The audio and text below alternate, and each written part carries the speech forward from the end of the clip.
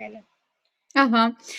Deməli, planlaşdırma nədir? Qeyd etdik ki, planlaşdırma müəllimin dərsi effektiv və planlı şəkildə, effektiv, sistemli şəkildə təmin etməsinə yardım edən yol xəritəsidir. Planlaşdırma iki hissədən, yəni iki yerə bölünür. İllik planlaşdırma və gündəlik planlaşdırma.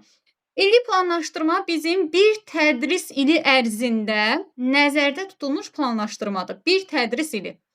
Hansı vaxtları əhatə edir bir tədris ili?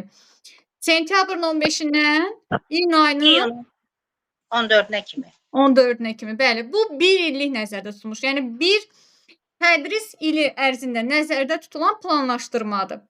Gündəlik planlaşdırma isə bizim hər gün planlaşdırdığımız, yəni hər gün keçdiyimiz dərsi planlaşdırmağımızdır. Gündəlik planlaşdırmada nələr öz əksini tapır? Deyəcək ki, standartdır, mövzudur, dərsin məqsədidir, inteqrasiyadır, öyrənmə fəaliyyətləridir. Yəni iş üsulları, iş formaları, sonra deyəcək ki, resurslardır. Müəllimlər, resursları da biz, yəni o türklər demiş, belə deyək də, boşuna demirik onu. Yəni onu bir elə belə saymaq olmaz o resursları. Çünki o resurslar dərsin məqsədinə çatmaq üçün bizə deyək ki, dərsin məqsədini reallaşdırmağa xidmət edir və o da bir köməkçi vasitədir, resurslar vasitəsilə. Bəs biz niyə deyirik ki, dərsin məqsədini müəyyənləşdirərkən mövcud resurslar, real imkanlar nəzərə alınmalıdır? Ona görə də deyirik ki, resurslarda deməli, gündəlik planlaşdırmada öz əksini tapır. Sonra gəlir dərsin mərhələləri. Dərsin mərhələləri hansılardır Mehriban müəllimə? Motivasiyadır, sonra birinci motivasiya, dərsin başlanması, sonra qiymətləndirmə. Dərsin başlanması deyəndə, yəni motivasiya. Motivasiya. İkinci dərsin tədqiqatı, yəni öyrənmə fəaliyyəti. Öyrənmə, sonra qiymətləndirmə, bir də refleksiya. Aha, yəni birinci deyirik ki, başlayır motivasiya. Yəni o dərsin giriş hissəsi motivasiyadır, dərsə cəlb olunma. Sonra öyrənmə prosesi gəlir. Öyrənmə prosesi dərsin gedişatı, sonra gəlir refleksiya və qiymətləndirmə. Düzdürmü? Qiymətləndiririk, sonra refleksiyanı keçirmiş oluruq. Ən sonda da olacaq bizim ev tapşırığı bölməsi. Bunu deyim ki, sizə 5E modeli deyirik. Bəzən biz 5E modelindən də istifadə edə bilərik, yəni dərsi planlaşdıranda. Yəni 5E modelində bir fərqlilik yoxdur. Sadəcə orada bizim dediyimiz motivasiya mərhələsində olan tədqiqat ki var, o tədqiqatı 5E modelində ayrıca qeyd edirik. Ona görə qiymətləndirməni ayrı, refleksiyanı ayrı, sonra o araşdırma prosesi, araşdırma ilə o tədqiqat sualının içərisinə daxildir. Ona görə 5E-ni biz ayrı-ayrı sadalayırıq. Amma belə asan olsun deyə, yəni siz 3 mərhələli icmal deyə bilərsiniz. Hansı ki, birinci başlayır motivasiya, ikinci öyrənmə prosesi, dərsin gedişatı, yəni sonra qiymətləndirmə və refleksiya deyə bilərik. Refleksiya bacarıqlarını şagirddə necə formalaşdırırsınız? Refleksiya bacarıqlarını sondadır da, təkrarlamadır da müəllimə. Təkrarlama deyəndə yəni orada nə nəzərdə tutulur yəni? Üsullarla. Ümumiyyətlə, refleksiya bacarığını şagirddə necə formalaşdırırsınız? Ki, şagird özünü refleksiya edə bilsin. Əks əlaqə nə deyirsiniz də mənim? Əks əlaqədir burada. Yox, deməli, refleksiyadan danışanda deyəcək ki, birinci növbədə biz şagirdlərdə metakognitiv bacarıqları formalaşdırmaq lazımdır. Şagirdlərdə metakognitiv bacarıqlar birinci növbədə formalaşdırılmalıdır. Metakognitiv bacarıqlar nədir? Bəs deyəcək ki, metakognitiv bacarıqlar deyəndə birinci özünü monitorinq, özünü tənzimləmə və özünü qiymətləndirmə bacarıqlarıdır. Yəni, özünü monitorinq nədir? Şagird burada fəaliyyətini müşahidə edir. Fəaliyyətini monitorinq edir. Monitorinq nədir? Müşahidə. Sonra öz fəaliyyətini müşahidə edir, öz fəaliyyətindən agah olur. Sonra kənardakılardan öz fəaliyyəti barədə rəy alır. Bu da yoldaş qiymətləndirmə sayəsində həyata keçirilə bilər. Və eyni zamanda özünü tənzimləmə var burada. Özünü tənzimləmə necədir? Burada şagird bir məqsədi var. Məsəl üçün, deyir ki, mən summativ qiymətləndirmədə Deyək ki, məqsəd qoyub ki, qarşısına 100 bal alacaq. 100 balla, yəni 100 ballıq sistemə, ümumiyyətlə 100 balı almaq üçün şagird nə etməlidir? Planlı şəkildə hərəkət etməlidir. Planlama aparır, yəni planlaşdırma aparır, məqsədə doğru gedərkən planlama aparır, planlı şəkildə hərəkət edir. Bəzən, bu planlaşmanın sonu uğursuz ola bilər. Yəni, məqsədə çatmaya bilər. Deyək ki, 100 bal idi məqsədi, şagird alıb 60 balla 3 və yaxud da 80 balla 4. Bu zaman şagird motivasiyadan düşməməsi üçün özünü tənzimləməsi, yəni emosiyalarının tənzimlənməsi vacibdir ki, özünü motivasiya etsin, düzdürmü? Bu da metakognitiv bacarıqlara daxildir. Sonra gəlir özünü Hə. qiymətləndirmə bacarığı. Özünü qiymətləndirmədə artıq deyirik ki, şagird burada güclü və zəif tərəflərini üzə çıxararaq özünü qiymətləndirmiş olur. Bu olacaq refleksiya bacarıqları. Yəni refleksiya bacarığını şagirddə necə formalaşdırarsınız deyəndə, siz birinci danışmalısınız, özünü metakognitiv bacarıqlardan danışmalısınız ki, burada metakognitiv bacarıqlar bölündü 3 yerə. Özünü monitorinq, özünü tənzimləmə və özünü qiymətləndirmə. Başlayırsınız bunlar haqqında geniş şəkildə danışmağa. Bundan əlavə, refleksiya mərhələsində bizim istifadə etdiyimiz üsullar ki var, onlar hansılardır Mehriban müəllimə? Refleksiya üsulları. Refleksiya üsulları. Müəllimə oxumuşam, qarışdırmışam. Qoy biraz düşünüm. Aha, mən sizə kömək edeyim onda. Hə. Deməli, Bir dənəsi 3-2-1 üsuludur.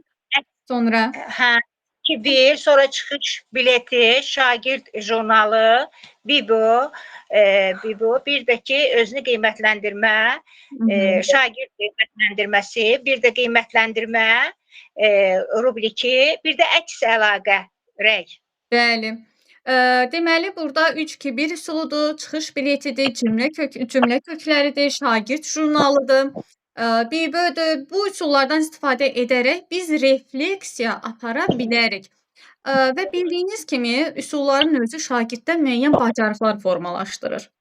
Bu bacarıqlar hansılardır? Yuxarı təfəkkür səviyyələrdə ola bilər. Məsəl üçün tənqidi, yaradıcı, daha sonra başqa təhlil etmə bacarıqları, nəticə çıxarma bacarıqları. Oxuyanda diqqət etmisiniz yəqin ki, orada bacarıqlar var, üsullar müəyyən bacarıqlar formalaşdırır. Ona görə də məhz bu 3-2-1 üsuludur, sonra deyək ki, Bibo üsuludur. Bunların hər biri şagirddə refleksiya bacarığını formalaşdırır. Məsəl üçün 3-2-1-i necə tətbiq edirsiniz Mehriban müəllimə? 3-2-1-də sual var idi də müəllimə. Necə, nətər, deyəsən bunlar idi. Necə? Yox. 3-2-1. Baxın adından göründüyü kimi. 3 dənə bildiyimizi, 2 dənə maraqlı gələni, bir dənə də sizin mənə verəcəyiniz, sizin üçün maraqlı olan bir sual verə bilərsiniz ki, nəyi öyrənmək istəyirsiniz? Bəli, doğrudur. Bunun sayəsində şagird refleksiya etmiş olur. Sonra biz burada çıxış biletləri deyirik. Bunu necə tətbiq edirsiniz? Çıxış biletlərini. Səsim gəlir, yoxsa internet gedib? Nərgiz müəllimə, səsiniz gəlir. Mən bilmək istəyirəm ki, müəllimə, Mehriban müəllimə ki, verdiyi suallar var. Bax, bu sualları siz PDF halında göndərə bilərsiniz qrupa. Bəli, bunları mən refleksiya aparmaqdır, refleksiya üsullarıdır. Bunların hər birini göndərmişəm müəllimə. Refleksiyanın PDF-in içərisində var. Onu yenidən bir də ataram, səsli şəkildə də göndərərəm. Bəli, yenidən atacağam. PDF halında atsanız yaxşı olar, müəllimə. Çıxardıb özündən oxumaq daha yaxşı olar. Siz izah eləyirsiniz. Bəli, amma belə qarşımızda olsa da daha yaxşı olar müəllimə. Bəli, göndərmişəm, bir də göndərərəm. Əlavə olaraq həmin o izahatı yenidən PDF-in həmin o izahatını yenidən göndərərəm. Səsli şəkildə də göndərərəm. Narahat olmayın. Sonra deməli, Mehriban müəllimə, valideyn gəlib gündəlik olaraq qiymətləndirmə tələb etsə, nə edərsiniz? Qiymət yazarsınız uşağa gündəlik? Gündəlik formativ qiymətləndirmə meyarlar əsasında yazılır. Gündəlik qiymətləndirmə odur. Meyarlar əsasında. Meyarlar da bilirik ki, standartlar əsasında çıxarılır. Təlim nəticələrinə əsasən meyarlar yazılır. Amma gəlir tələb edir də müəllimə. Gəlir tələb edir ki, mənim uşağıma qiymət yaz, həvəslənsin. Qiymət yazanda daha yaxşı oxuyur. Siz ona necə cavab verərsiniz? Ona cavab verərəm ki, yəni ki, biz indi bu üsulla, bizim keçdiyimiz bu kurikulum üsuluna, bu metoduna biz ancaq formativ qiymətləndirmədə meyarlar əsasında yazırıq. Diaqnostik qiymətləndirmədə amma deməli verilmir, qiymət olmur, rəsmi qiymət yoxdur. Diaqnostikdə ilkin qiymətləndirmədir. Bir də summativ qiymətləndirmədə isə hal əsasında qiymət yazırıq. Aha, Mən- yəni, bəli, Ayda müəllimə, buyurun. Məsələn, orada valideynə deyərəm ki, rəqəmlə yazanda siz bilmirsiniz uşağın səhvi harda olur. Ancaq sözlə, meyarla yazanda orada qeyd olunur ki, dəqiq uşağın səhvi bilmədiyi zəif tərəfi hansıdır. Bəli, doğru. Deməli, bacarıqları, Hı. deməli, dərs əsasında, Aydın bilik və şəkildə bacarıqları meyarlar əsasında yazılır. Yəni meyarlar əsasında biz qiymətləndirəndə siz daha yaxşı bilirsiniz ki, şagird necə fəaliyyət göstəribdir və şagird necə qiymətləndirəcəyi haqqında meyarlar əsasında daha geniş, daha dəqiq olur. Və biz ilin əvvəlində tədris ilinin ilk həftəsində valideyn iclasında bilirsiniz ki, KSG-lərin, yəni kiçik summativ qiymətləndirmənin vaxtlarını biz açıqlamalıyıq. Eyni zamanda müasir qiymətləndirmə siyasəti ilə bağlı məlumat verməliyik valideynlərə ki, formativ qiymətləndirmə, yəni gündəlik qiymətləndirmədə biz burada rəqəmlə bal, qiymət yazmırıq. Yəni bu haqqda onları təlimatlandırırsınız ki, sonradan belə problemlər yaşanmasın. Və deyirsiniz ki, gündəlik olaraq meyarlar əsasında qiymətləndiririk. Həm də şagirdə qiymət yazanda, məsələn 5, 4, 3, 2 yazanda şagird həvəsdən düşür. Necə? Məsəl üçün bugün 5 alır, sabahlarımda 3 alanda artıq motivasiyadan düşür. Amma meyarla qiymətləndiriləndə artıq şagird özü də dəqiq şəkildə bilir ki, səhvləri harda oldu, zəif cəhətləri nədir? Bunların hər birini, yəni özünün güclü və zəif tərəflərini bilmiş olur. Biz meyardan danışanda da, bəli müəllimə, meyardan danışanda da bax bu hissəni qeyd edin ki, meyar şagirdin güclü və zəif tərəflərinin bilməsini dəqiq bilir. Bəli, meyarlar əsasında dəqiq bilir. Birinin bacarığının, fəaliyyətini qiymətləndirmək üçün ölçü göstəricisidir. Meyarlar, meyar standartdan çıxarılır. Sonra təhsil standartı, əvvəlcə təhsil standartı müəyyən edir. Şagird hansı bilik və bacarıqlara yiyələnməlidirsə, sonra həmin standartlar əsasında təlim nəticələri yəni müəyyənləşir də. Meyarlar əsasında, yoxsa standart əsasında? Yox, müəllimə, təhsil standartı şagirdin hansı bilik və bacarıqlarına yiyələnmək üçün standartdır. Sonra həmin standartlar əsasında təlim nəticələri formalaşdırılır. Bəli. Sonra təlim nəticələrinə uyğun isə qiymətləndirmə meyarları çıxarılır. Afərin, əhsən. Doğrudur. Bir dənə də deyin görün, meyar nədir? Bir dənə də meyarı deyin. Meyar deyim də müəllimə bax. Meyar şagirdlərin biliyini, bacarığını, fəaliyyətini qiymətləndirmək üçün əsas götürən ölçü göstəricisidir. Meyar da standartdan çıxarılır. Bu bunun tərifidir də. Bəli, qiymətləndirmə meyarları dərsin məqsədindən çıxarılır. Dərsin məqsədindən çıxarılır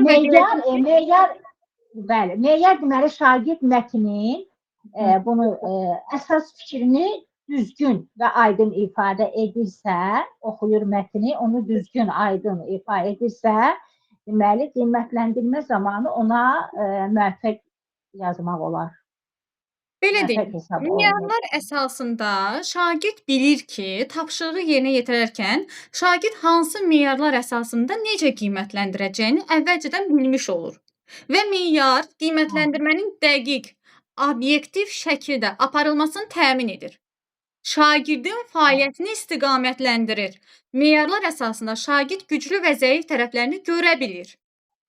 Və bəli, deyəcəksiniz ki, meyar da dərsin məqsədindən çıxarılır və gündəlik olaraq biz formativ qiymətləndirmədə şagirdləri meyarlarla qiymətləndiririk. Bəli, bu qədər danışsaz kifayət edir. Formativ qiymətləndirmədə dinamik, deyək ki, gündəlik il boyu təlim nəticələrinə əsasən şagirdlər üçün çıxarılan bilik, bacarıq fəaliyyətlərinə verilən dinamik qiymətləndirmədir. Diaqnostik qiymətləndirmə ilin əvvəlində keçirilən qiymətləndirmədir. Summativ qiymətləndirmə də yarım ilin və ilin hər bölmələrin sonunda keçirilən qiymətləndirmədir. O da Başqa deməli kimdə summativ səs açıqsa bağlasın qiymətləndirmələr zəhmət olmasa. Summativ qiymətləndirmələrdə də deməli şagirdlərin standartlar əsasında onların il boyu nəyə nail olduqları, bilik və bacarıqlara necə nail olduqlarının səviyyələrini verilən rəsmi qiymətləndirmədir. Yəni bal və ballar əsasında qiymətlə yazılır, jurnala yazılır və yarımilliklər, illiklər onların əsasında, summativlər əsasında çıxarılır. Düzdür. Deməli, summativ qiymətləndirmə şagirdin bilik və bacarıq səviyyəsini ölçür. Təlim nailiyyətlərinin səviyyəsini ölçür, müəyyənləşdirir. Şagird summativ qiymətləndirmədə məzmun standartları deyilinə nə nəzərdə tutulur? Alt standarta, yəni. Alt standarta nə dərəcədə yiyələndiyini ölçür, çatıb-çatmadığını müəyyənləşdirir. Biz bunu summativ vasitəsilə müəyyənləşdiririk. Summativ qiymətləndirmə rəsmi qiymətləndirmədir. Burada kəmiyyətlə bal, qiymət yazılır və jurnala qeyd olunur. Eyni zamanda iki hissədən ibarətdir. Kiçik summativ, böyük summativ, bu haqda da danışa bilərsiniz geniş şəkildə. Formativ qiymətləndirmə isə şagirdin təlim nailiyyətlərini izləyir, istiqamətləndirir və eyni zamanda şagirdin məqsədə doğru aparır. Məqsədə doğru nə Təlim var? strategiyalarını. Bəli, məqsədə Sonra doğru müəllimə orada deməli məzmun, təlim məzmunlarını, təlim strategiyalarını, sonra fən daxili o da var. Fən neydi ona deyir? Fən daxili və fən inteqrasiya deyirsiniz. İnteqrasiyanı, bəli, bunları bunlar əsasında formativ qiymətləndirmədə alt standartlar bunlar əsasında çıxarılır, bəli. Yox, alt standart bunlar əsasında yox. Bunlar alt standart əsasında müəyyənləşir. Alt standartda, müəllimə çaşdım. Bəli. Bunlar demək istəyirsiniz ki, yəni inteqrasiyadır, dərsin məqsədidir, təlim strategiyalarıdır. Bunlar alt standart əsasında müəyyənləşir demək istəyirsiniz. Bəli, doğrudur. Sonra formativ qiymətləndirmə, konstruktiv rəy, yəni burada əks əlaqə veririk. Doğrudur. Konstruktiv rəy. Bunu da desəm, zəhmət olmasa Svetlana müəllimə. Çox sağ olun Mehriban müəllimə, çox razı qaldım sizdən. Axşamınız xeyir Svetlana müəllimə. Bəli, hər vaxtınız xeyir. Mən neyi cavablandırmalıydım? Xahiş edirəm deyim, təkrarlayım. Deməli, konstruktiv rəy deyəcəkdik. Buyurun, konstruktiv rəy nədir? Konstruktiv rəy. Konstruktiv rəy nədir? Necə verilir? Necə olmalıdır ümumiyyətlə? Dəqiq, düzgün, vaxtında yerində verilən rəyə konstruktiv rəy deyilir.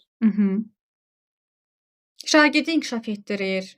Şagirdin məqsədə doğru aparır. Məqsədə doğru aparır. Bəli. Necə olmalıdır? Şagirdin şəxsiyyətinə yönəlik olmalıdır, yoxsa idraki fəaliyyətinə yönəlik olmalıdır? Şəxsiyyətinə yönəlik olmalıdır. Şəxsiyyətinə yönəlik, yoxsa idrakına yönəlik olmalıdır. Bəli. Niyə idrakına yönəlik deyirik? Çünki bizə onun nailiyyəti lazımdır. Yəni, yazdığı o tapşırıq lazımdır.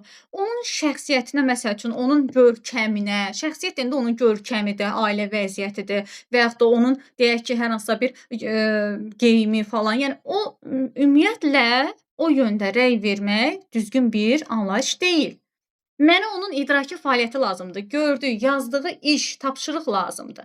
Ona görə deyirik ki, şagirdin idraki fəaliyyətinə yönəlik olmalıdır, anında verilməlidir, dəqiq, düzgün, aydın olmalıdır.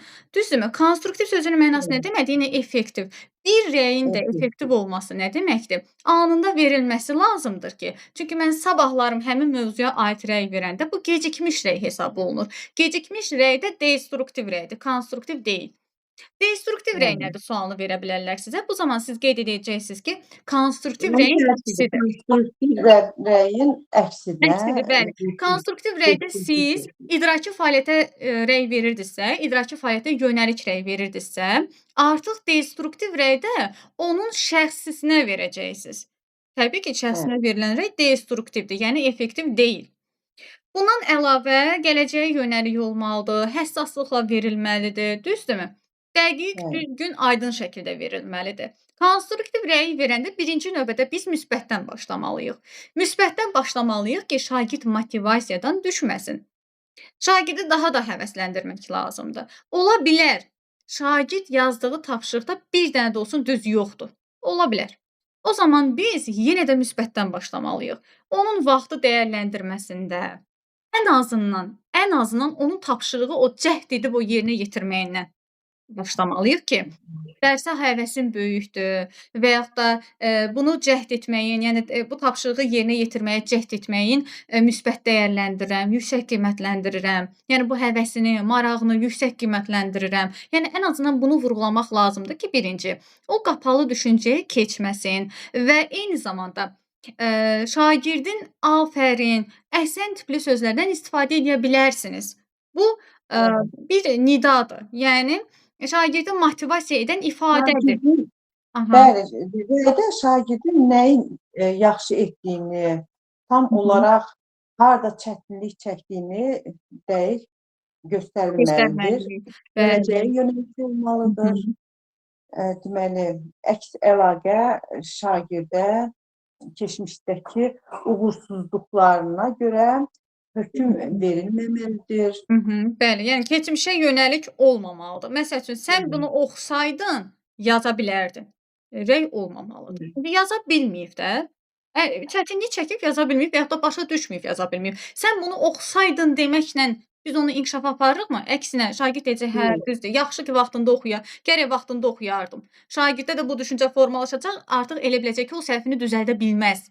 Əlbəttə ki, düzəldə bilər. Ona görə də biz ona düzgün rəy vermək lazımdır şagirdə ki, Bəli, birbaşa onun fəaliyyətinə və biliyinə, idrakına bilik və verilən bacarıqlarına yönəlik, düzdür. Rəy vermək lazımdır. Keçmişə yönəlik deyil, gələcəyə yönəlik olmalıdır. Bəli, keçmişə yönəlik az öncə dediyim kimi, sən bunu oxusaydın, düz yazardın və yaxud da filan mənbələrdən istifadə etsəydin, düzgün yazardın, yazmış olardın. Bu artıq şagirdi qapalı düşüncəyə aparır ki, hə, gərək vaxtında mən istifadə edərdim. Bu da düzgün bir rəy deyil. Doğrudur, həssaslıqla verilməlidir. Həddən artıq tərifə yer vermək olmaz. Məsələn, o afərin, əhsən sözlərindən istifadə edə bilərik. Amma ki, sən bu sinifdə ən yaxşı oxuyansan. Sən onsuz da Azərbaycan dilini yaxşı oxuyurdun, yaxşı bilirsən. Ona görə də bunu düz yazmağın belə deyək də normaldır. Bu düzgün rəy deyil. Sabahlarım o Azərbaycan dilindən səhvi çıxanda həmin o şagird birbaşa keçəcək qapalı düşüncəyə ki, hə, mən müəllimin gözündə Azərbaycan dilində ən yaxşı oxuyan uşaq idim, şagird idim. İndi yəqin ki, müəllim məni zəif görür.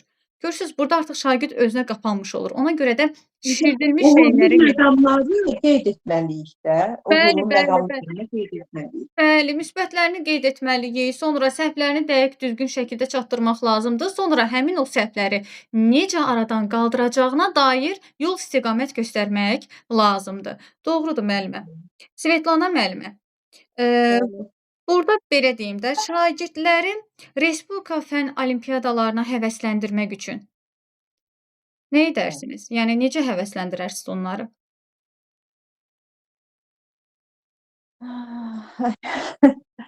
Əlbəttə ki, müsabiqələr də təşkil edirik də məktəbdə. Bizdə əslində məktəb səviyyəsində müsabiqələr təşkil edirik. Onları mükafatlandırma da olur həmin müsabiqələrdə. Həm də ki, burada uşaqlar istər-istəməz bir-birində rəqabətdə olur. Sonra biz onlara özlərinin inkişafında böyük rolu olacağını onların diqqətinə çatdırırıq müsabiqələrin. Məsəl üçün, nə kimi rolu ola bilər? Şagirdin həyatında o, deməli, Respublika fənn olimpiyadaları nə kimi müsbət? Onların gələcəyinə müsbət inkişafına. Bəli, müsbət təsir edir. Əlbəttə ki, böyük rol oynayır. Məsəl üçün, deyə bilərik ki, siz əgər gedib, olimpiyadada 1-ci, 2-ci, 3-cü yerdən hər hansısa qazansanız, yəni hər hansısa bir, yeri tutsanız, o zaman siz Dövlət İmtahan Mərkəzinin test mərhələsi ki var, yəni müsabiqə mərhələsindən kənar ixtisasınız üzrə, universitetdə daxil ola biləcəksiniz. Yəni qəbul ola biləcəksiniz daha doğrusu. Görürsünüzmü? Şagirdin, yəni belə bir, təhsil qanununda, yəni şagirdlərin hüquqlarında belə bir, deyək ki, hüququ var ki, şagird, deməli, Respublika fənn olimpiyadalarında hər hansısa bir 1-ci, 2-ci, 3-cü yeri tutubsa, finala çıxıb, yəni tutubsa, bu zaman şagird, Dövlət İmtahan Mərkəzinin test mərhələsindən kənar universitetlərə qəbul ola bilir.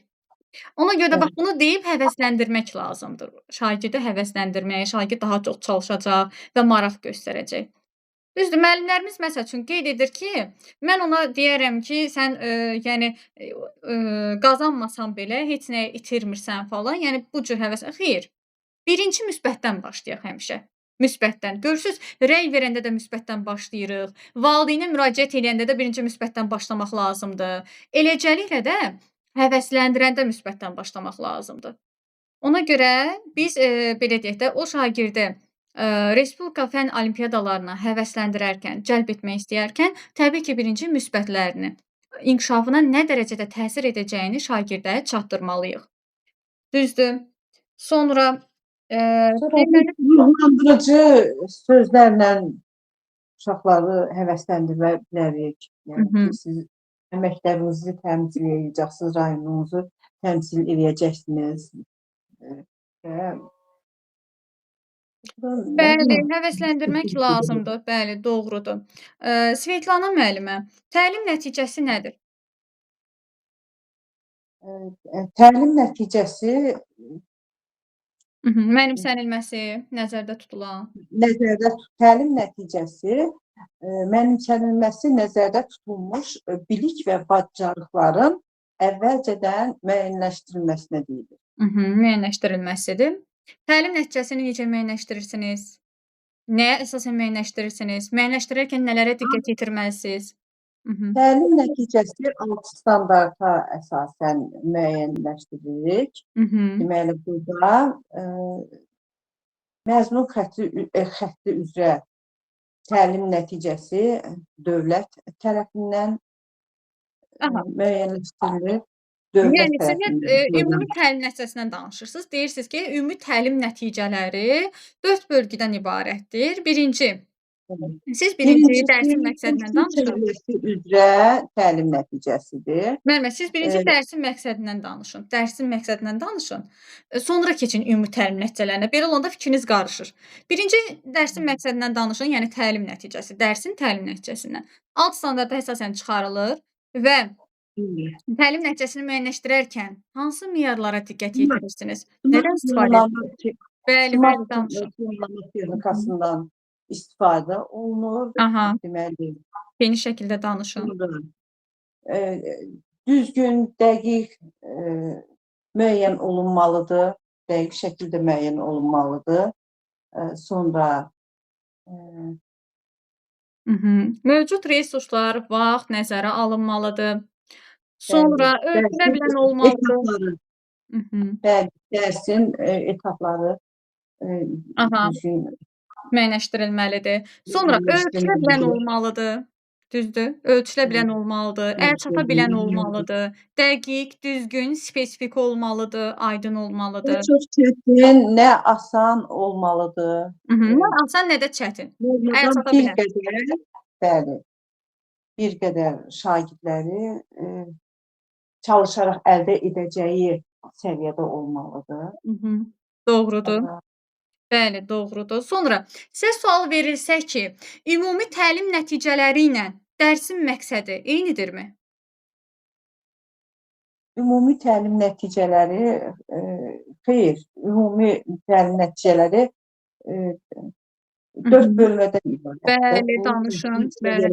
Ümumi təlim nəticələri geniş bir anlayışdır. Dərsin Bəli. məqsədi isə xüsusi bir anlayışdır. Xüsusi Yəni anlayış. Ayson. Yəni dərsin məqsədi ümumi təlim nəticələrinin bir bölgüsüdür. Sonra başlayırsınız ümumi təlim nəticələrindən danışırsınız. Ümumi təlim nəticələri var, məsələn, təhsil səviyyələri üzrə təlim nəticələri, sonra məzmun xəttləri üzrə olan təlim nəticələri, fənnin, sinifin, sonu üçün olan təlim Sonu üçün, bəli. Sonu Bəli. üçün təlim nəticəsi bura dövlət tərəfindən Verilir. qoyulur, Ayson. verilir. Bəli. Bəs dərsin Bir məqsədi tədris ili ərzində bir tədris ili ərzində nəzərdə tutulmuşdur. Bir də dərsin sonu üçün dərsin təlim məqsədi, yəni nəticələri var. təlim nəticəsi var. Aha. Bəli. Burada deməli bir akademik dərs saatı üçün nəzərdə tutulur.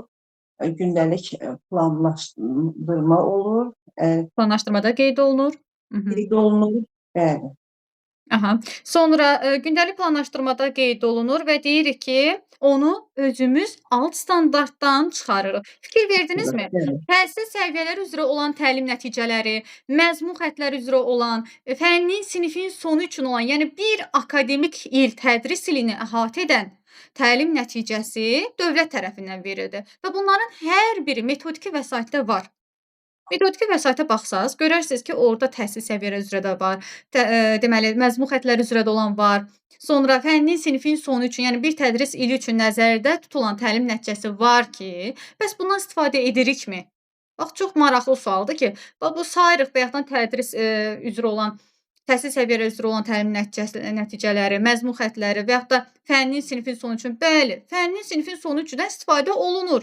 Necə istifadə olunur? İllik planlaşdırma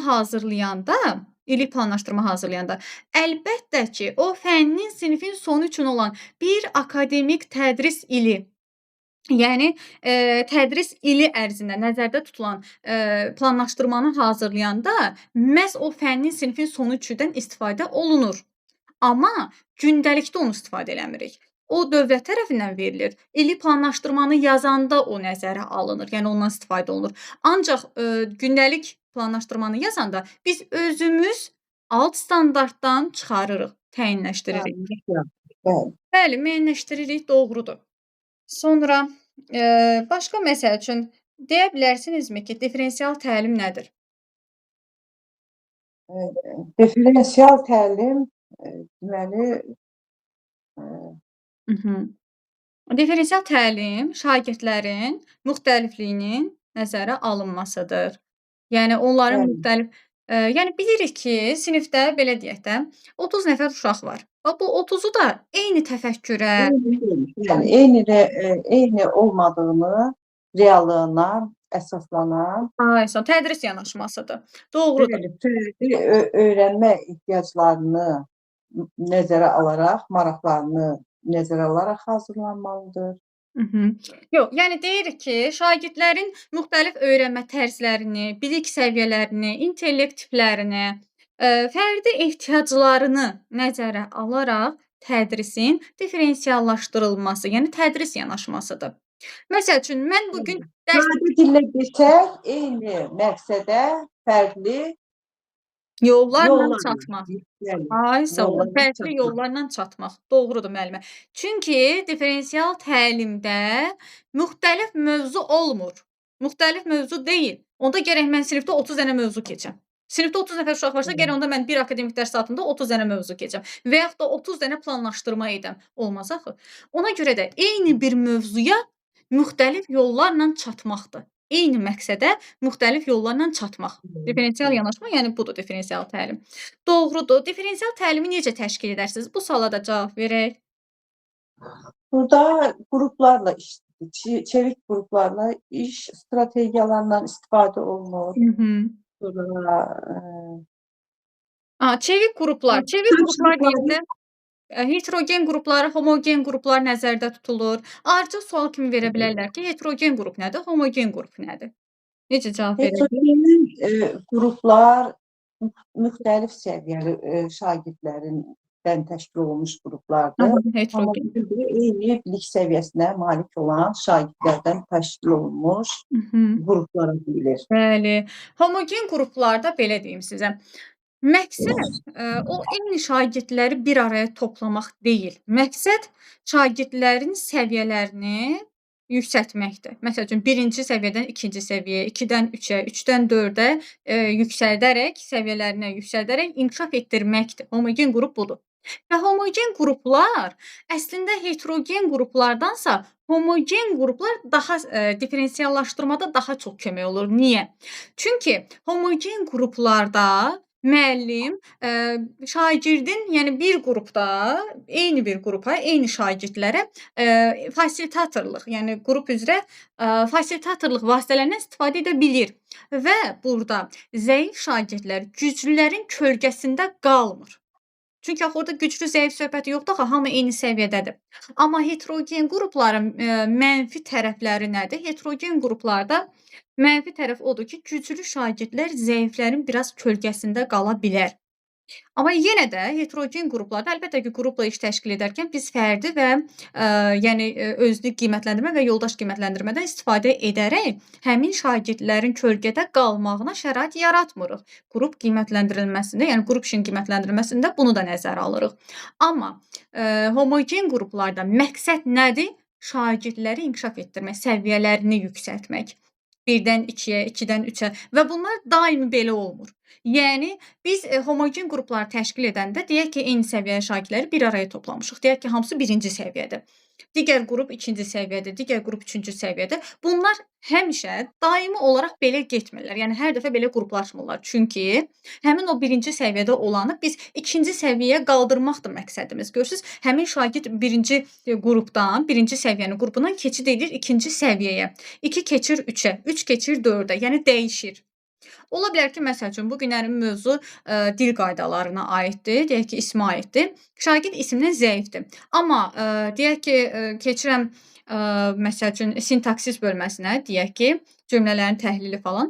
Yəni burada görürəm ki, cümlə üzvlərində şagird güclüdür. Deməli, bu şagird o sintaksis bölməsini keçəndə o 1-ci qrupda yox, 4-cü və yaxud da 3-cü qrupa keçid edəcək. Çünki ondan yaxşıdır, ona görə dəyişəcək. Yəni, o mövzuda yaxşıdır deyə artıq qruplar dəyişilir və şagirdi inkişaf etdirirəm deyə qruplar daimi qalmır, dəyişilir. Məqsəd də burada şagirdlərin səviyyəsini qaldırmaqdır, yüksəltməkdir. Doğrudur müəllimə. Və belə deyim də, burada siz differensial təlimi təşkil edəndə çevik qruplardan istifadə edirsiniz. Deyək ki, bu çevik qruplar homogen və heterogen qruplardır. Başqa nədən istifadə edirsiniz differensial təlimi təşkil etmək üçün? Deməli, müxtəlif çətinlikdə olan fərqli tapşırıqlardan istifadə edirəm. Normativ qiymətləndirmə ilə izləmək uşaqların fəaliyyətini. Doğrudur, bəli.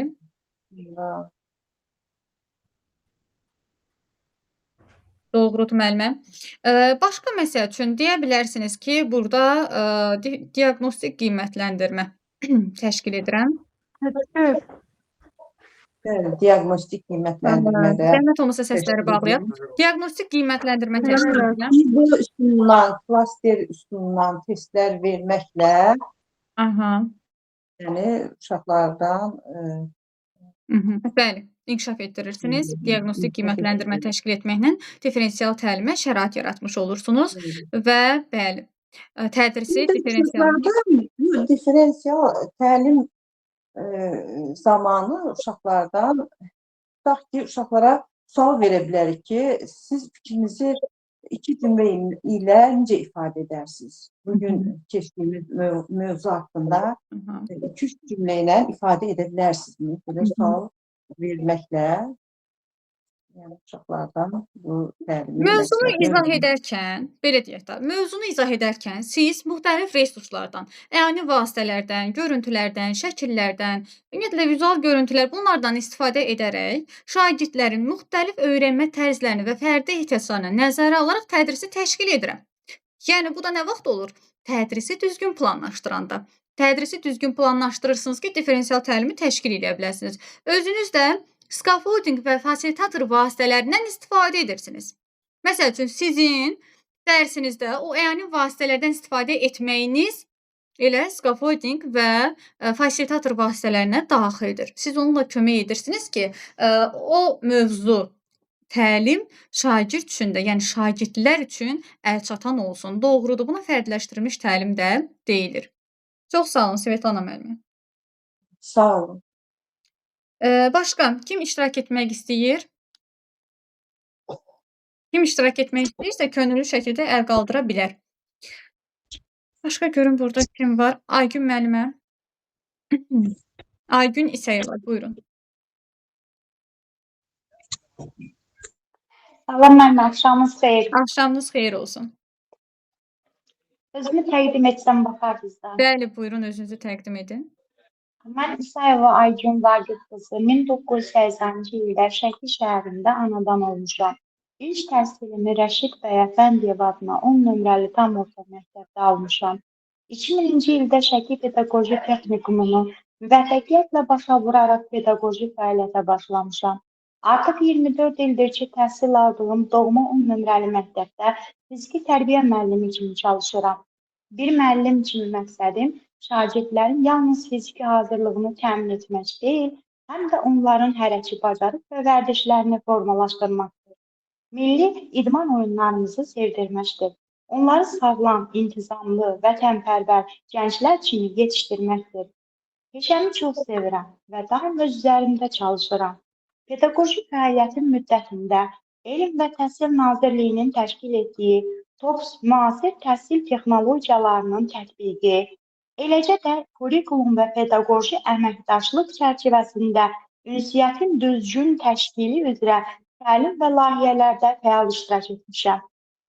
Qiymətləndirmədən maksimum 25 baldan 24 bal toplayaraq sertifikatlarla tərtib olunmuşam. Bu ilki sertifikasiyanın test mərhələsindən maksimum 60 baldan 50 bal toplayaraq müsahibə mərhələsində iştirak hüququ əldə etmişəm. İnanıram ki, müsahibə mərhələsini də uğurla keçib, doğma məktəbimdə şagirdlərimin fiziki və mənəvi inkişafı naminə fəaliyyətimi əzmlə davam etdirəcəyəm. Diqqətiniz üçün təşəkkür edirəm. Əla, çox gözəl müəllimə. Bir Müəllim, də dəyişiklik etməyə imkan nəsə var, lazımdır dəyişiklik. xeyr, cümlələriniz çox gözəl, dolğundur. Sadəcə bir dənə o texnikum yerinə indi kollecdir də, düzdürmü? İndi o həmin o oxuduğunuz yer kollec gedir. Bəli, bəli, Ona görə dəyişiklik də onu müəllim. kollec, bəli, onu kollec desəniz daha gözəl olar. Çünki texnikum artıq işlətmirik. Sonra Mhm. Sağ olun. Əla, çox gözəl. Suallara hazırsınız müəllimə? Müəllim, verin də bir baxaq görək. Verim də müəllimə. Suallardan verim görüm. Heç belə deyək də, siz bizim ödənişli qruplarımızda var idiniz də müəllimə, yoxsa? Xeyr, müəllim, belə könüllü bu qruplara Hə, rast hə. gəldik ki. Aygün müəllimlər o qədərdir ki qrupumda. Ona görə bilmirəm hansıdır. Deməli, Aygün müəllimə, belə deyim sizə. Şagirdlərin yuxarı təfəkkür səviyyəsini necə inkişaf etdirərsiniz? Məsəl üçün, sual verirlər, ya belə verəcəklər sualı ki, yuxarı təfəkkür səviyyəsini necə inkişaf etdirərsiniz? Ya da deyəcəklər ki, tənqidi təfəkkürü necə inkişaf elətdirərsiniz? Yaradıcı təfəkkürü necə inkişaf elətdirərsiniz? Yəni, bu suallara necə cavab verəcəksiniz? İlk öncə təfəkkür deyəndə mən ən əsas düşüncə kimi bunu başa düşürəm də. Şagirddə təfəkkürü inkişaf etdirmək, bir fikrini bildirməsi, nəsə bir hərəkətmi irəli sürməsi, belə bir başa düşürəm müəllim.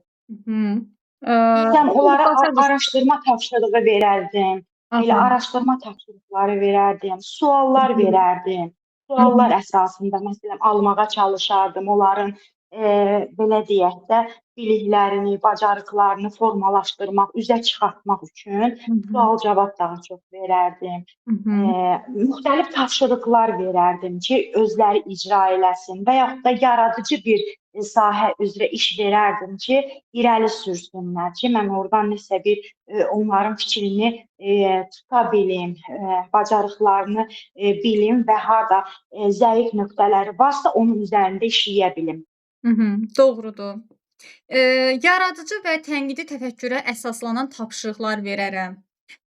Sonra layihə işləri verərəm. Düzdürmü? Layihə işləri verərəm. Bəli, Dediyim Bəli, kimi bəli. tədqiqata əsaslanan, tədqiqat nədir? Araşdırmaya əsaslanan tapşırıqlar verərəm, müzakirələrə cəlb edərəm, müxtəlif üsullardan, Bəli, bəli. interaktiv metodlardan, interaktiv üsullardan, təlim strategiyalarından istifadə edərəm ki, həmin üsullar da şagirdlərdə müəyyən bacarıqları formalaşdırır. Məsəl üçün, 4N1KH üsulu. Deyək ki, yaradıcı Bəli, və bəli, tənqidi dəqiq inkişaf olmalıdır. etdirir. Sokrat dialoqu, Bəli, bəli.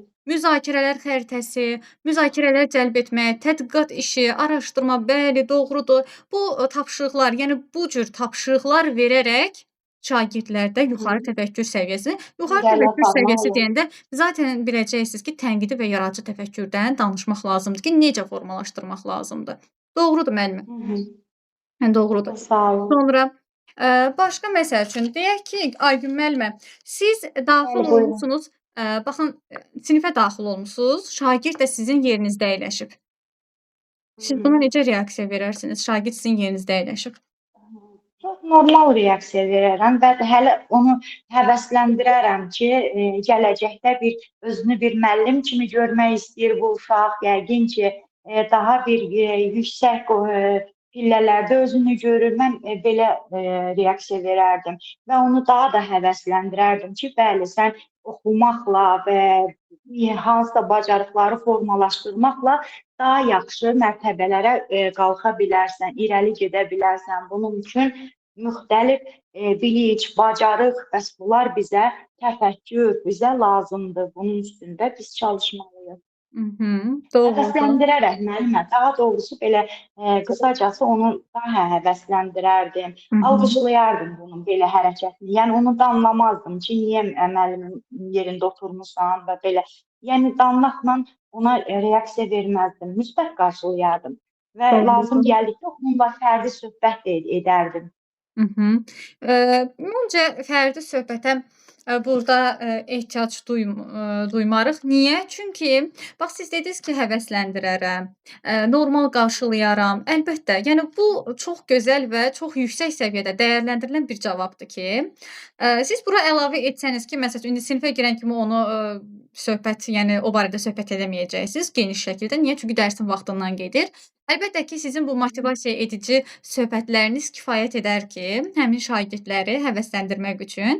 Eyni zamanda sinifə daxil olanda demək olar ki, həmin şagirdin indi adı tutaq ki, Aydandır. Demək olar ki, Aydan müəllimə icazə olar gəlim. Yəni bu cür davranış sərgiləmək lazımdır. İcazə olar Aydan müəllimə yerimdə əyləşim. O zaman şagird durub sizə onsuz da şagird müəllimi görəndə ayağa durur. O heç, amma indi bəzi şagirdlər də var ki, indi durmaya da bilər. Ona görə də belə deyim də, şagirdlərlə bir emosionallığı ələ alaraq reaksiya vermək lazımdır ki, həmin şagirdə demək lazımdır ki, müəllimlik sənə necə də gözəl yaraşır. Ancaq ki, bu stolda əyləşmək üçün nə etmək lazımdır? Oxumaq lazımdır. Universitetə qəbul olub, sonra gəlib bu yerdə əyləşmək lazımdır. Yəni əyləşmək istəyirsənsə oxumalısan.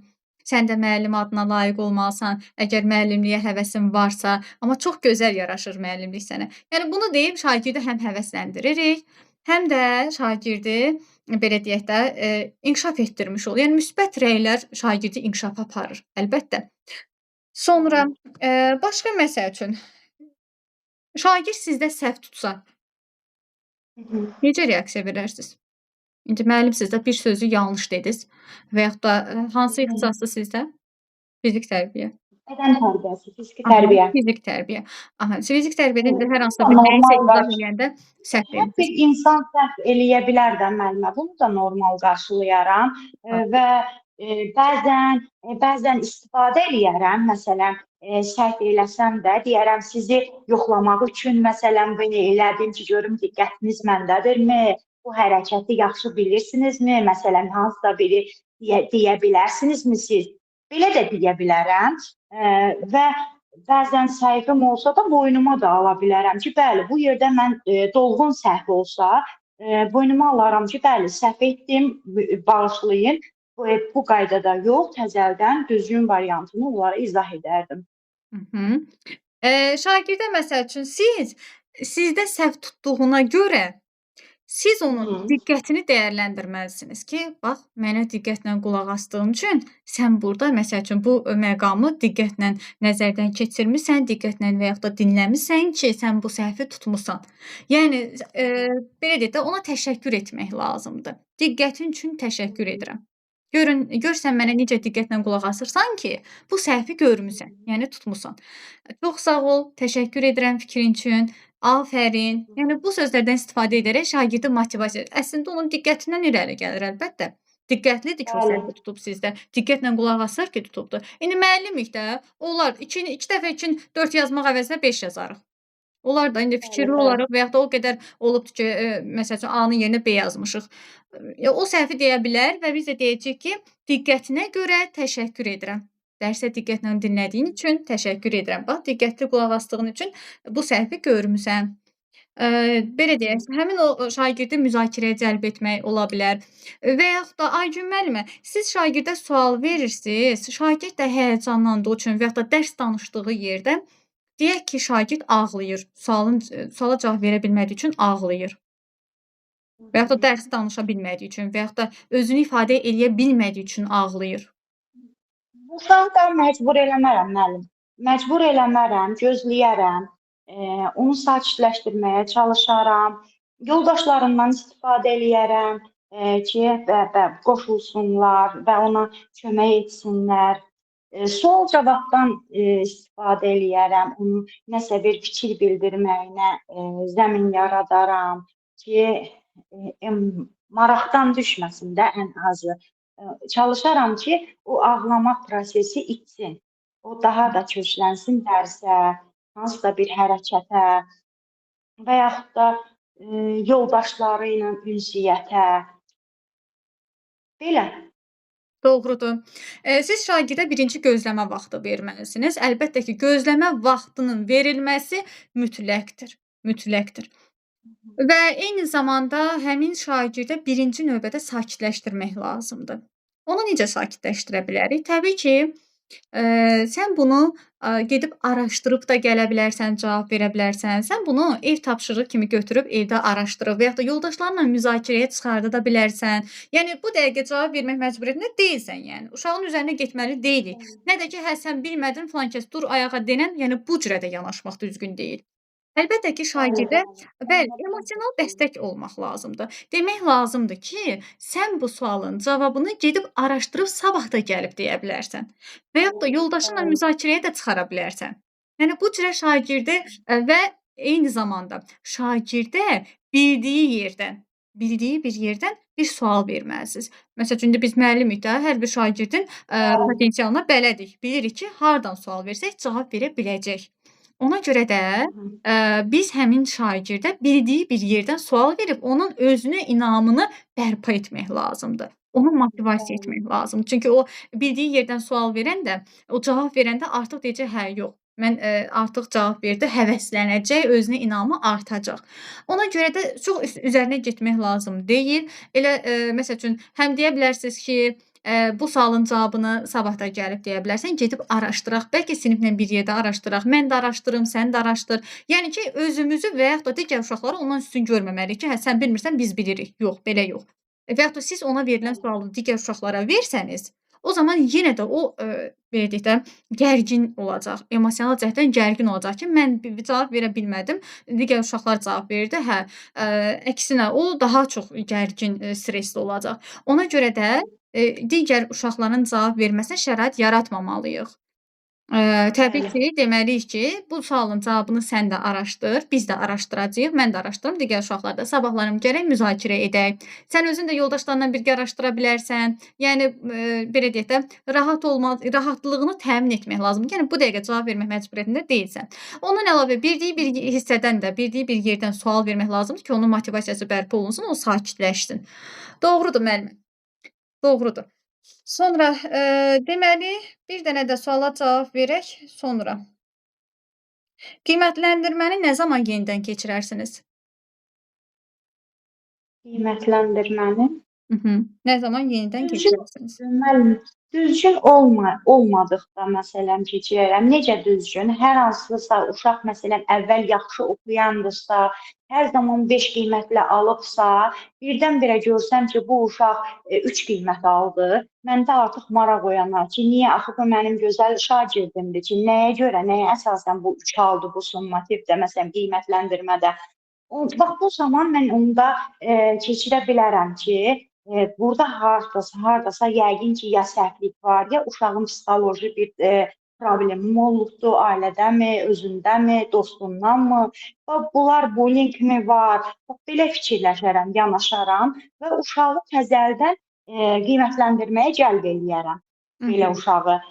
Və çalışaram ki, yoxlayam da ki, bu uşaq həmişə 5 bütün summativlərdən 5 alan uşaq niyə 3 aldı? Bunun səbəbini bu yolda araşdıraram. Bu zaman uşaq özü də tələb eləyə bilər bəzən. Yaxınlaşa bilər ki, ay müəllim, mən məsələn keçən dərs narahat idim, yaxşı özümü hiss eləmirdim, nə isə suallara cavab verəmədim və yaxud da hansı hərəkət göstərəmədim. Olarmı mən təzəldən bu hərəkəti eləyim, göstərim? Uşaq da yanaşa bilər. Bəli, mən burada da baxaram, görüm həqiqətən də bu uşaq bu potensiala malik uşaqdırmı, bu mənə bu yaxınlaşır belə. Əgər belədirsə, bəli, mən summativi keçirə bilərəm təzəldən o uşaqda.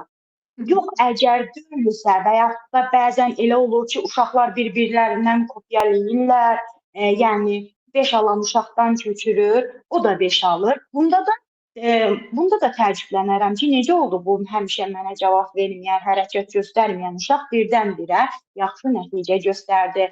Bu zamanda yenə təkrar summativ keçirə bilərəm. Və onu başa salaram. Əgər belə bir nəticə varsa, o köçürübsə də və onu çalışaram başa salım ki, bax sən bu hərəkəti etdin, amma bu düzgün yol deyil. Çalış ki, bu irəliləyişi özün əldə elə. Yəni köçürmək düzgün yol deyil. Bu fərdi söhbət aparıb uşağı başa salaram. Müəllimə, bilirsiniz ki, summativ qiymətləndirmənin yenidən keçirilməsi rəsmi qaydada olmalıdır. Yəni biz onu istədiyimiz vaxt, istədiyimiz şagirdə görə yenidən keçirə bilmərik. Çünki onu məktəb rəhbərliyi araşdırmalıdır. Yerli icra hakimiyyəti orqanları tərəfindən, yəni müvafiq icra hakimiyyəti orqanı tərəfindən təsdiq olunmalıdır və rəsmi bir, deyək ki, rəsmi bir işdir. Ona görə onu müəllim özü keçirə bilməz. Nə zaman ola bilər? Bu, şagird biliyinin yenidən qiymətləndirilməsini tələb etdikdə ola bilər. Və bundan əlavə, valideyn narazıdırsa, gəlib ki, mən şagirdin qiymətindən narazıyam. Uşaq, deyək ki, uşağa 3 yazmışıq, orada uşaq deməyəcək, şagird deyəcək. Şagirdə biz deyək ki, 3 alıbdır. Yəni qiyməti nədirsə, obyektiv şəkildə keçirmişik. 4-dürsə, 3-dürsə indi yazmışıq. Amma 5 yazmamışıq da, indi 3-4 qiyməti nədirsə onu yazmışıq. Valideyn də gəlib ki, yox, bu 4-ə layiq deyil, 5 olmalıdır. Biz əlbəttə ki, nə etməliyik bu zaman? Bax, ən çox verilən suallardan biri budur. Valideyn narazıdır qiymətdən. Nə edərsiniz? Bu zaman gətiririk o summativ qiymətləndirmə ki var, vərəqi. Gətiririk o summativ qiymətləndirmə vərəqini valideynlə araşdırırıq, yəni izah edirik, başa salırıq. Bax, bu qədər sual idi. Şagird bunun bu qədərinə cavab verib, bu qədərini yazmayıb, bunu zəif yazıbdır, buna neçə bal alıbdır, niyə bu qiyməti vermişəm? Bunun hər birini biz sistemli şəkildə valideynə izah edirik.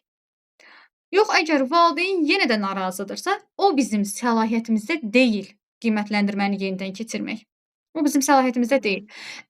Bu zaman müəllim yenidən keçirə bilər ki, yəni müraciət edəcək. Əlbəttə ki, müəllim də müraciət eləməlidir rəhbərliyə. Rəhbərlik də rəsmi şəkildə keçirməlidir. Yəni araşdırılandan sonra. Araşdırılır, görülür ki, qiymətləndirmə obyektiv şəkildə keçirilməyib. Qiymətləndirmə prinsiplərinə uyğun şəkildə, yəni o uyğunluq, validlik prinsipi ki var, ona uyğun şəkildə keçirilməyib. Yəni nə deməkdir uyğunluq prinsipi? Keçdiyimiz mövzulara uyğun suallar tərtib etməmisiniz. Yəni düzgün keçirilməyib də, şəffaflıq budur, bax, obyektivlik budur. Pozulubsa əgər, bu rəsmi qaydada yenidən keçirməlidir. Yoxsa ki, uşaq gəlir deyir, müəllimə, mən biz özümüz müşahidə edirik. Siz belə cavab versəniz, onda onlar qeyd edəcək ki, deməli günah sizdədir ki, siz obyektiv şəkildə, yəni günahı sizin boynunuza yıxacaqlar ki, günah sizdədir ki, siz düzgün şəffaf qiymətləndirmə keçirməmisiniz deməli. Və yaxud da sizin ixtiyarınız varmı ki, ona görə də biz öncədən xəbərdar olmalıyıq, məlumatlı olmalıyıq ki, bu rəsmi bir qaydadır. Rəsmi qaydada və bunu şagird tələb edə bilər. Bu zamanda şagird tələb edən kimdə? Əlbəttə ki, bu araşdırılır. Bu, yəni şagirdin istəyi ilə də deyil. Şagird tələb edə bilər, hüququdur. Amma araşdırılır. Əgər müəllim düzgün şəkildə keçiribsə, problem yoxdur onda. Yenidən təşkil olunmur əlbəttə ki. Əgər düzgün şəkildə keçirilibsə, heç bir problem yoxdursa, o dəfələrlə yoxlanılır, araşdırılır, rəhbərlik tərəfindən problem yoxdursa, niyə yenidən keçirək ki? Ona görə də əgər siz desəz ki, bu zaman yenidən keçirə bilərəm, onda ya siz bir dənə uşağa görə ayrı seçkilik yaratmış olursunuz ki, bəs digərləri də deyəcək ki, ona mən də qiymətlə narazıyam, müəllimə. Məni də dəyiş, niyə ona keçirdin? Məni də dəyişməlisən. Görürsüz, ayrı seçkilik yaranır. Bərabərlik prinsipi pozulur.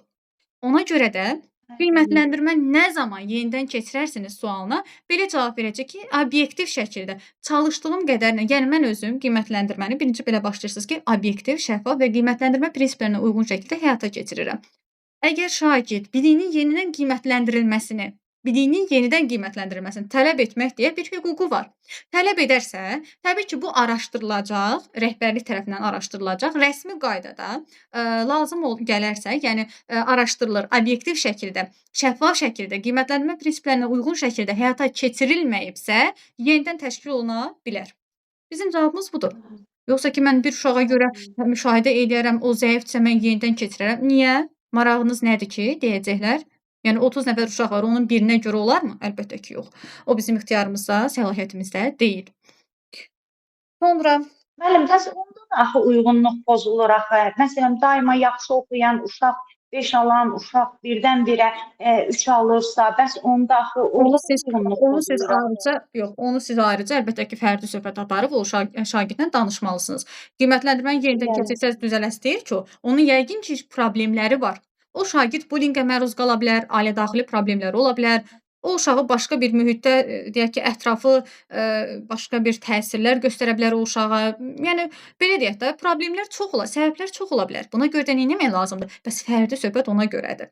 Fərdi söhbət aparmaq lazımdır, səbəbini soruşmaq lazımdır. Məsəl üçün, siz əgər obyektiv şəkildə qiymətləndirmisinizsə, sizdə problem yoxdursa, yəni bir müəllim olaraq şəffaf şəkildə qiymətləndirmisiniz, bu şagird, yaxşı oxuyan şagird gəlib düşüb 60-a, 60-dan 3 alıb. Əlbəttə ki, bunun səbəbini soruşacaqsınız, maraqlanmalısınız. Çünki bullyingin göstəricilərindən biri də akademik nailiyyətlərinin zəifləməsidir. Bəli, artıq bu yöndən kömək edəcəksiniz uşağa. Bəli, buyurun müəllimə, sağ olun. Sonra başqa, sağ olun, buyurun. Başqa, Aygün, axşamınız xeyir olsun. Hansı müəllimədir? Xalidə müəllim. Buyurun Xalidə müəllim, özünüzü təqdim edin. Mən Səfərova Xalidə 1995-ci ildə Tovuz rayonunun Əlmərdanlı kəndə anadan olmuşam. Tovuz rayonunun Əlmərdanlı kənd, Mərdan Musayevana kənd tam orta məktəbin 11-ci sinifini bitirib, həmin il Gəncə Dövlət Universitetinin Kimya-Biologiya fakültəsinin biologiya müəllimliyi ixtisasına qəbul olmuşam. Müəllimlərin işə qəbul imtahanında iştirak edərək, uğur qazanaraq, Tovuz rayon Çeşməli kənd Məstan Novruzov adına tam orta məktəbdə biologiya müəllimi işləyirəm. Müəllimlərin işə sertifikasiya imtahanında iştirak edərək, uğur qazanaraq, müsahibə mərhələsinə dəvət olunmuşam. Daim öz üzərində inkişaf etdirib, yeniliklərə açıq bir müəlliməyəm. Daima öz üzərimdə çalışan, özünü inkişaf etdirən bir müəlliməm, doğrudur. Sonra deyəcəksiniz ki, müəllim işləyirəm yerinə pedaqoji fəaliyyətə başlamışam və yaxud da müəllimlik fəaliyyətinə başlamışam, belə desəz daha yaxşı olar. Amma dolğun, düzgün cümlələrlə, heç bir cümlədə, yəni səhvlik yoxdur müəllimə. Əla. Sadəcə biraz düzəlişlər etsəz, yəni o hissələrə ki, belə deyək də, öz üzərimdə çalışan, yeniliklərə açıq olan, belə. Xalidə müəllimə, özünüzü 3 cümlə ilə necə təsvir edərsiniz? Çalışqan, daim inkişaf etdirici məsuliyyətdir. Yəni çalışqan, sonra yenilikçi, yəni yeniliklərə Yenilikçi, açıq olan və bir də bəli, məsuliyyətdir. məsuliyyətli. Məsuliyyətli. Əla, gözəl. Sonra başqa səbirli, təmkinli də deyə bilərsiniz. Yəni səbirli, təmkinli ifadəsi ilə də əvəz edə bilərsiniz, deyə bilərsiniz. Doğrudur. Yaxşı, özünüzə bax danışdınız, cavab verdiniz. Tutaq ki, sizə belə bir sual verdilər ki, özünüzə neçə bal verərsiniz? Özünüzü o 40 ballıq şkala ilə necə dəyərləndirərsiniz? Yəni neçə bal verərsiniz? Mən özümə yüksək nəticə göstərərəm. Çünki hər zaman uğur qazanmış, çalışqan bir müəlliməyəm. Kurikulum metodlarından istifadə edərək, şagirdlərimlə çalışaraq, yəni ki, özümə aşağı nəticə göstərmərəm. Çünki 8 il, 9 illik təcrübəm var. Yəni bu təcrübədə 9 ildə uğur qazanaraq gəlmişəmsə, deməli ki, yüksək nəticələr qəbul edəcək bir insanım. Təbii ki, orada özümüzə qiymət verməyimiz düzgün deyil. Niyə? Çünki qarşı tərəf komissiyanın fikirlərini bilmədiyimiz üçün özümüzü qiymətləndirməyimiz düzgün deyil. Buna görə də nə deyəcəyik? Buna görə də deyəcəyik ki, əlbəttə, hər kəs özünü qiymətləndirməyi bacarmalıdır. Və bəzən biz özümüzdə, yəni özümüzü qiymətləndirərkən mənfi və müsbət tərəflərimizi görməyə bilərik. Buna görə də sizin rəyiniz mənim üçün çox vacibdir. Yəni, sizin qiymətləndirməyiniz daha düzgündür, daha məqsədə uyğundur. Bəli, yəni ixtiyarı verirsiniz onlara.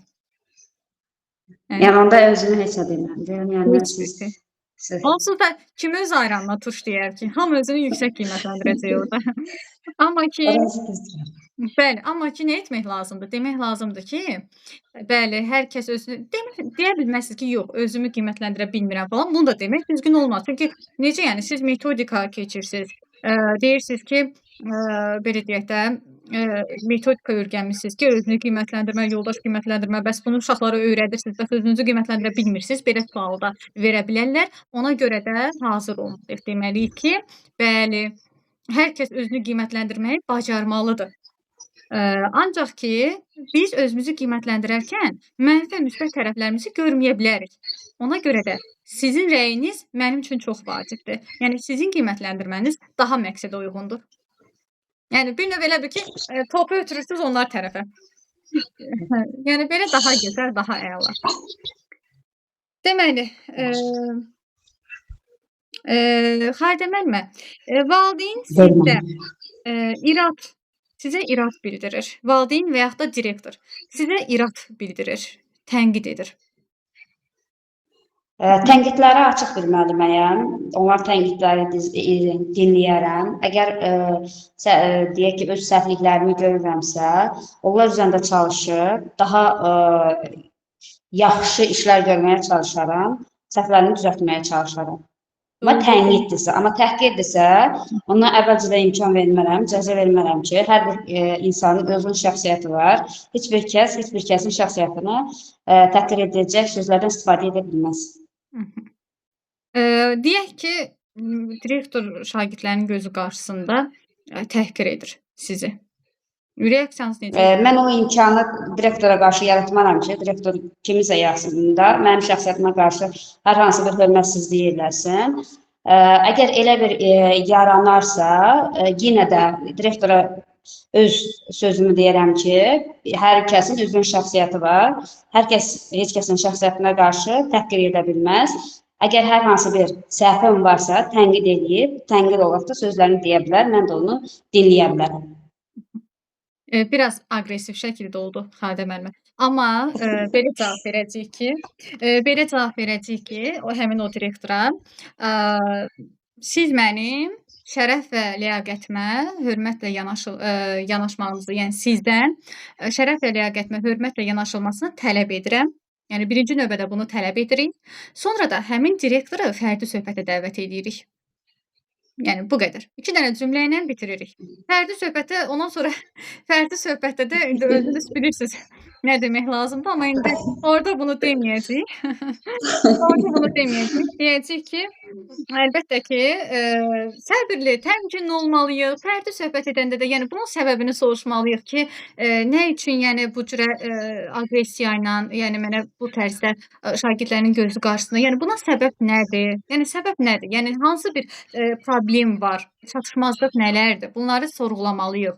Emosional, təmkinli olmalıyıq, səbirli olmalıyıq, amma ki, təbii ki, o təhqirin qarşısında susmaq olmaz. Nə də ki, aqressiv cavab vermək olmaz. Ona görə də nə demək lazımdır? Demək lazımdır ki, birinci növbədə öz şərəf və ləyaqətimə hörmətlə yanaşılmasını tələb edərəm, birinci növbədə.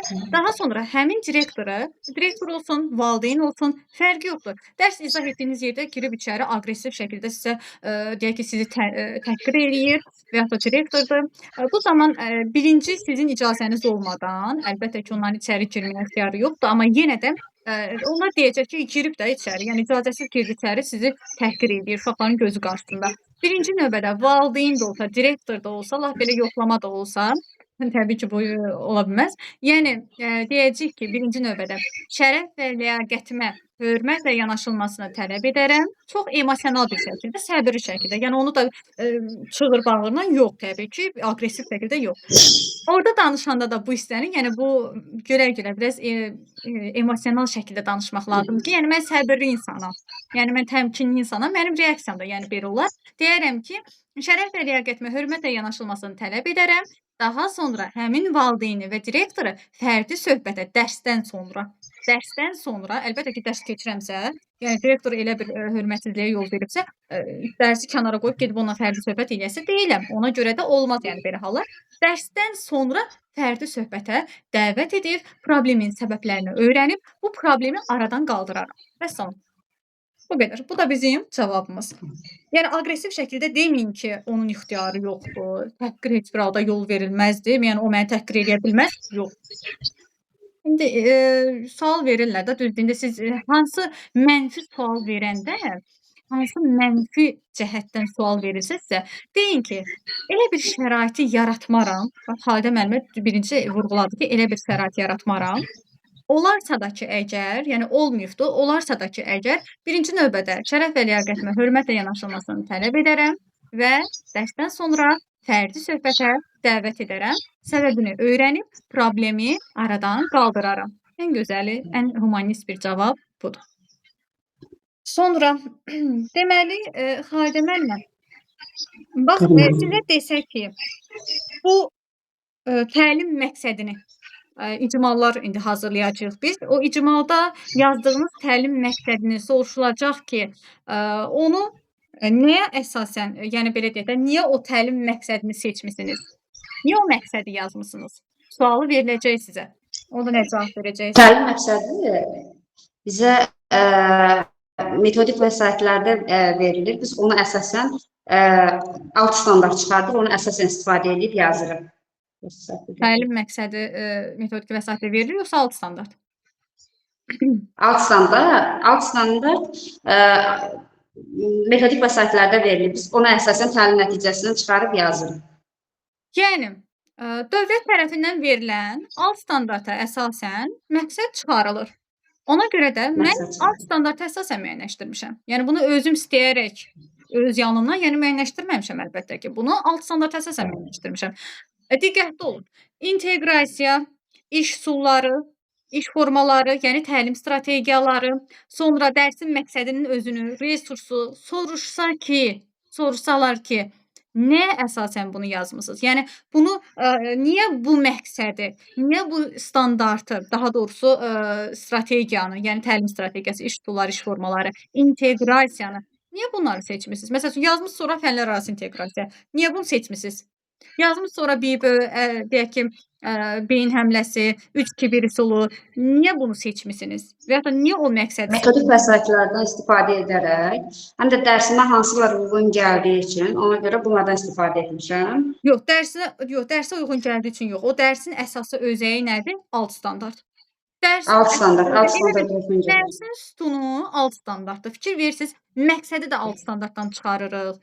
Deyirik ki, alt standart, ümumiyyətlə tərifinə fikir verin. Alt standart təlimin məqsədlərinin müəyyənləşdirilməsi, təlim strategiyalarının müəyyənləşdirilməsi, inteqrativlik, yəni inteqrasiyanın müəyyənləşdirilməsi və məzmunun davamlı inkişafını təmin edir.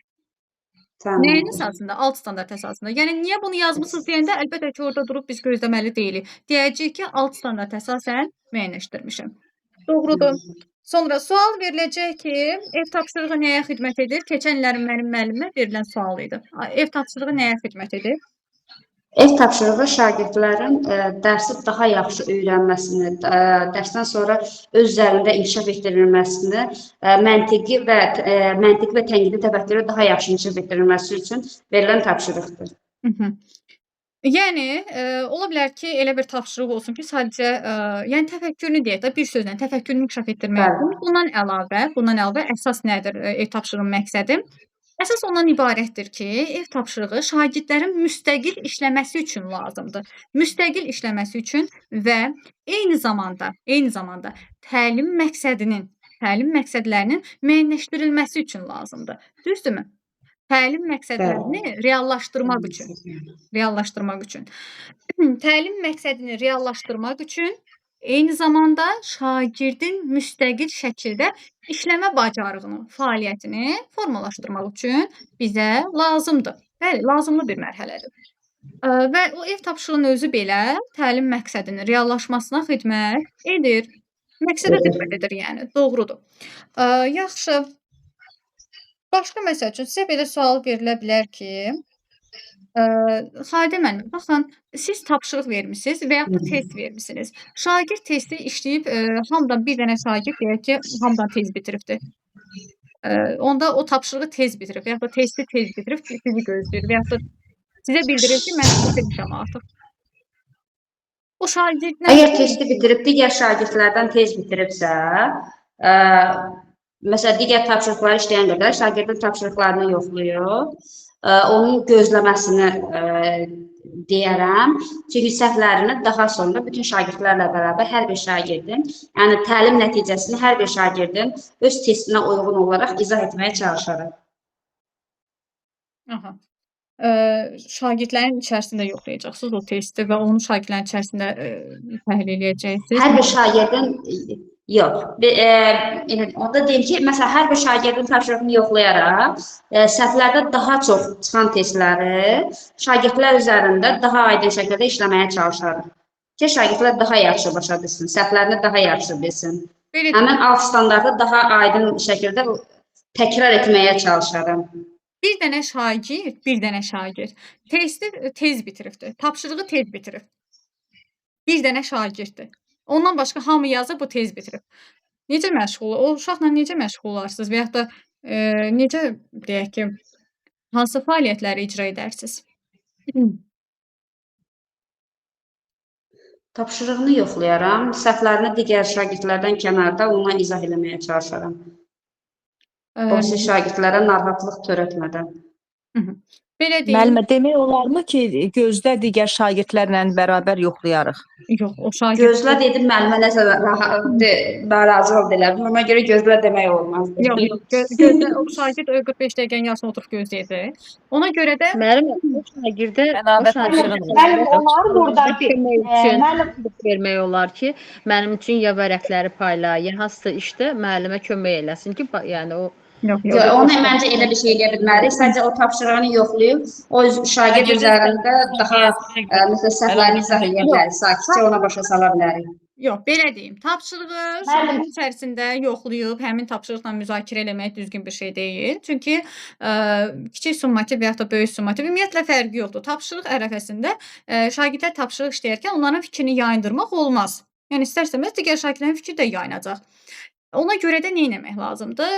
Bir müəllimə, səhv eləmirəmsə, kim idisə, Yaqut müəllimə idi, yoxsa Lalə müəllimə, səslər qarşı deyəm, bilmədim kimdir.